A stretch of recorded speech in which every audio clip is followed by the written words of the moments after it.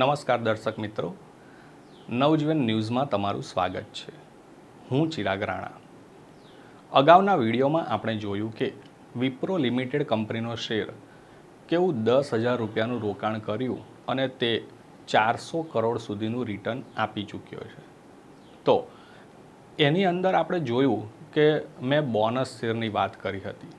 તો શેર બજારની ભાષામાં એટલે કે શેર બજાર જ્યારે કરતા હોય તો એના થોડાક શબ્દો વિશે પણ આપણે જાણકારી મેળવેલી હોવી જોઈએ. એમાં બોનસ શેર આવે, સ્પ્લિટ શેર આવે, રાઇટ ઇસ્યુ આવે, ડીમર્જર આવે, આમ અલગ અલગ પ્રકારના શબ્દો આવતા હોય છે. હવે હું તમને વાત કરું કે વિપ્રો કંપનીની આપણે જે ઉદાહરણ જોયું તો એની અંદર આપણે જોયું કે 10,000 રૂપિયા રોકાણનું આટલા બધા રૂપિયા થઈ જાય છે. પણ એવી બીજી ઘણી કંપનીઓ છે જે રેગ્યુલર બોનસ શેર આપતી રહે છે. તો તેવી કંપનીઓના ઉદાહરણ તરીકે હું નામ આપું તો લાર્સન એન્ડ ટર્બો એટલે કે L&T તરીકે પણ તે ઓળખાય છે. બીજી કંપની છે ITC લિમિટેડ. ત્રીજી કંપની છે રિલાયન્સ ઇન્ડસ્ટ્રીઝ લિમિટેડ.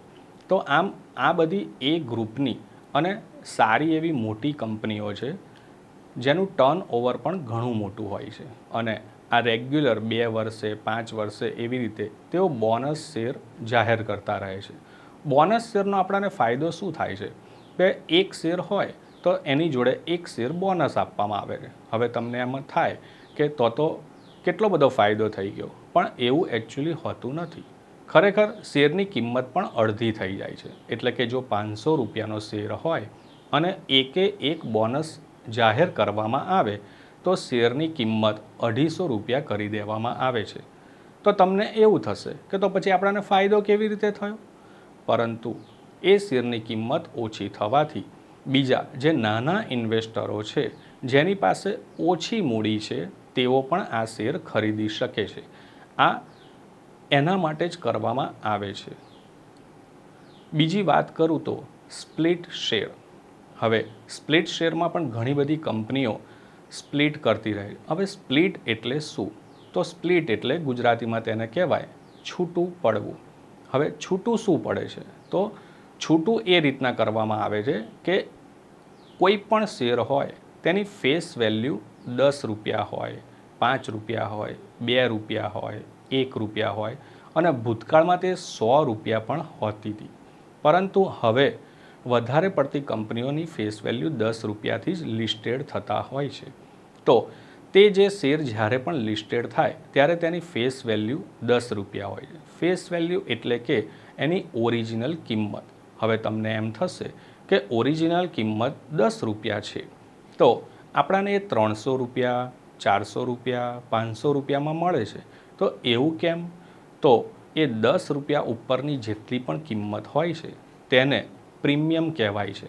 એટલે કે કંપની જેટલી જૂની છે, જેટલી કંપનીની શાખ છે બજારમાં, એ મુજબ તેની ઉપર તે કંપની પ્રીમિયમ માંગતી હોય છે કે ભાઈ મારી કંપની આટલી સારી છે એટલે તમે મને 10 રૂપિયાની ઉપર 290 રૂપિયા પ્રીમિયમ આપો, એટલે કે 300 રૂપિયામાં એ શેર હું તમને આપીશ. તો આવી રીતે 10 રૂપિયાની ફેસ વેલ્યુથી એ જ્યારે લિસ્ટેડ થાય છે પછી થોડાક ટાઈમ પછી એ શેરની કિંમત 300થી 3,000 સુધી પહોંચી જાય છે. એટલે તેના કારણે એવું થાય છે કે નાના ઇન્વેસ્ટરો એ શેર લઈ શકતા નથી.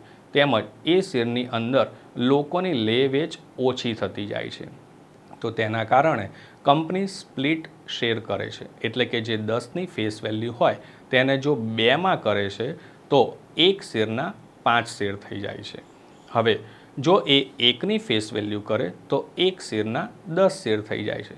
તેવી જ રીતે 5ની ફેસ વેલ્યુ કરે તો એક શેરના 2 શેર થઈ જાય છે. તેવી કંપનીઓ જે ભૂતકાળમાં આપી ચૂકી છે સ્પ્લિટ શેર તો તે વિપ્રો છે, મધરસન સુમી છે, ITC લિમિટેડ છે. આ બધી કંપનીઓએ ભૂતકાળમાં આવી રીતે પોતાની ફેસ વેલ્યુ ઘટાડીને કંપનીના શેરને સ્પ્લિટ શેર કરેલા છે. તેવી જ રીતે બીજો એક શબ્દ આવે છે ડીમર્જર. હવે ડીમર્જર એટલે તેનું પણ ગુજરાતી આમ તો છૂટા પડવું તેવું જ થાય છે. પરંતુ તમે જોતા હશો કે એક મોટું ગ્રુપ હોય એટલે કે રિલાયન્સ ઇન્ડસ્ટ્રીઝ, તો એ એક કંપની બહુ જ મોટું ગ્રુપ છે. હવે તેની અંદર અલગ અલગ નાના નાના ડિપાર્ટમેન્ટ રૂપે અલગ અલગ કંપનીઓ હોય છે. એટલે કે પેટ્રોલિયમનું કામ કરતી હોય અથવા ફાઇનાન્સનું કામ કરતી હોય, તો આ બધી કંપનીઓ સૌ પ્રથમ જ્યારે શેર લિસ્ટેડ થાય છે ત્યારે ભેગી જ હોય છે. પણ સમય જતાં તે કંપનીનો ભાવ બહુ જ વધી જતા અથવા એ કંપનીની એક શાખ બહુ જ મજબૂત થઈ જતા ત્યારે કંપની તેની અંદરની બીજી કંપનીઓને ડીમર્જ કરે છે. એટલે એક કંપનીમાંથી બીજી કંપનીઓને છૂટી કરે છે. તેવી કંપનીઓના નામ કહું તો VEDL વેદાંતા, જે હમણાં જ તેને પોતાની કંપનીને અલગ અલગ 4 થી 5 વિભાગને છૂટા કરીને અલગ અલગ કંપનીઓ બહાર પાડી છે. તેવી જ રીતે ટાટા મોટર છે, મધરસન સુમી છે, ત્રિવેણી એન્જિનિયરિંગ છે, GSPL, આ બધી જ કંપનીઓએ ભૂતકાળમાં ડીમર્જર કરેલું છે. હવે બીજો એક શબ્દ આવે છે ડિવિડન્ડ. ડિવિડન્ડ શું છે? હવે ડિવિડન્ડની વાત કરીએ તો એ એવી વસ્તુ છે કે કંપની જે પ્રોફિટ કરે છે એ પ્રોફિટમાંથી અમુક હિસ્સો તે પોતાના શેર હોલ્ડરને આપે છે.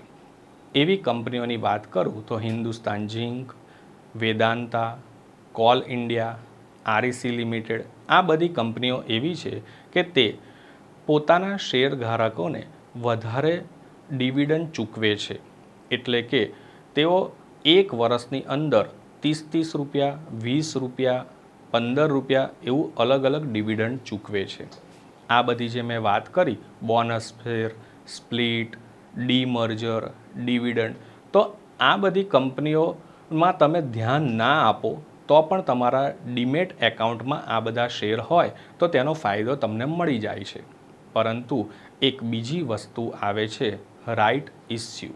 હવે રાઇટ ઇસ્યુની વાત કરું તો રાઇટ ઇસ્યુ એ છે કે જ્યારે કોઈ કંપનીના શેર લિસ્ટેડ છે અને તે જ કંપનીને વધારે રૂપિયાની જરૂરિયાત ઊભી થાય છે તો તે પોતાના શેર ગ્રાહકોને સસ્તી કિંમતે એ શેર ફરીથી આપે છે.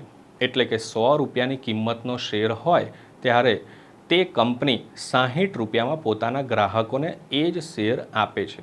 હવે જો તમને એ ખબર ના હોય તો તમે તેમાં એપ્લાય નથી કરતા, અને તમે જો એપ્લાય નથી કરતા તો એ લાભ તમારો જતો રહે છે. અથવા તમારે એપ્લાય નથી કરવું તો એક રાઇટ ઇસ્યુ કરીને તે લિસ્ટિંગ કરવામાં આવે છે. તે વસ્તુ તમારે વેચી દેવાની હોય છે. જો તમે તે વેચી દો તો તમારા ખાતામાં તેના પૈસા જમા થઈ જાય છે. પણ તમે આ બેમાંથી કોઈ પણ એક પ્રક્રિયા નથી કરતા તો તે લાભ કંપની તમને જે આપી રહી છે તે લાભથી તમે વંચિત થઈ રહ્યો છો. એટલા માટે રાઇટ ઇસ્યુનું હંમેશા ધ્યાન રાખતા રહેવું પડે.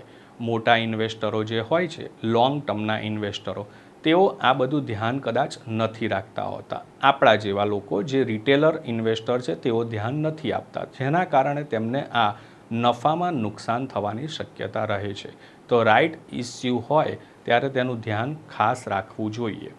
એ સિવાય અગાઉ આપણે જોયું કે વિપ્રોમાં આપણાને આટલું બધું રિટર્ન મળ્યું છે તો તમને એમ થાય કે આ વાત તો 1980ની થઈ, તો એ વખતે તો હું હતો નહીં, તો મને હવે હું શેરબજાર સાથે જોડાયો છું તો મને એ રિટર્ન કેવી રીતે મળી શકે? અથવા આવું બધું તો પહેલાં થતું હતું, હવેની કંપનીઓમાં આવું થતું નથી. તો હવે પછીના વિડીયોમાં જોઈશું કે છેલ્લા 5 વર્ષમાં કયા શેરોએ સારું એવું રિટર્ન આપેલું છે. તો અગાઉના વિડીયોમાં આપણે તેના વિશે વાત કરીશું. નમસ્કાર. વૈષ્ણવજન તો તેને કહીએ જે